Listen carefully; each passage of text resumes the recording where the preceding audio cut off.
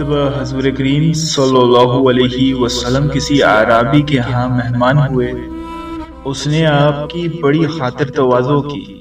واپسی میں آپ صلی اللہ علیہ وسلم نے فرمایا، کبھی ہم سے مدینے میں بھی مل لینا۔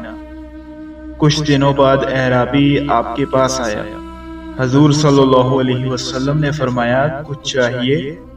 تو اس نے جواب دیا، ہاں، ایک تو اونٹنی دیجئے مع سامان کے، اور ایک بکری دیجئے جو دودھ دیتی ہو۔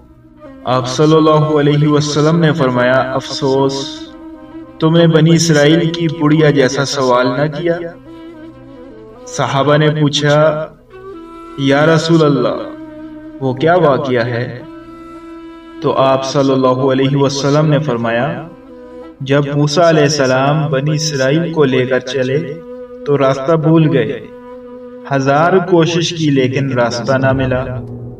آپ علیہ السلام نے لوگوں کو جمع کر کے پوچھا، یہ اندھیرا کیسا ہے؟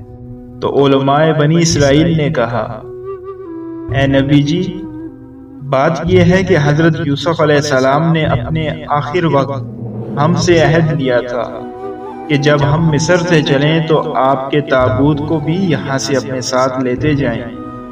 حضرت موسیٰ علیہ السلام نے دریافت کیا کہ تم میں سے کون شخص ہے جو حضرت یوسف علیہ السلام کے تابوت تک مجھے پہنچا سکتا ہے؟ سب نے انکار کر دیا کہ ہم نہیں جانتے بجز ایک بڑیا کے۔ حضرت موسیٰ علیہ السلام نے اس بڑیا کے پاس آدمی بھیج کر اسے بلوایا کہ مجھے حضرت یوسف علیہ السلام کی قبر دکھا دو۔ بڑیا نے کہا، جی ہاں، ضرور دکھلاؤں گی، لیکن پہلے اپنا حق لے لو۔ اس کی بات سن کر حضرت موسیٰ علیہ السلام نے کہا، تو کیا چاہتی ہے؟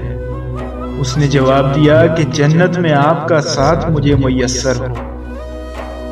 آپ علیہ السلام پر اس کا یہ سوال بہت بھاری پڑا۔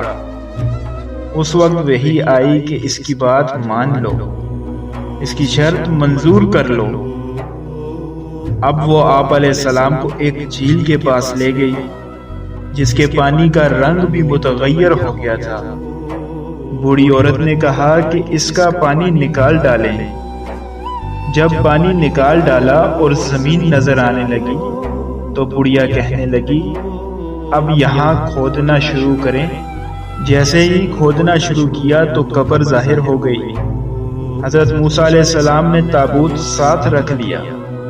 اب جو چلنے لگے تو راستہ صاف نظر آنے لگا اور سیدھی راہ لگ گئی۔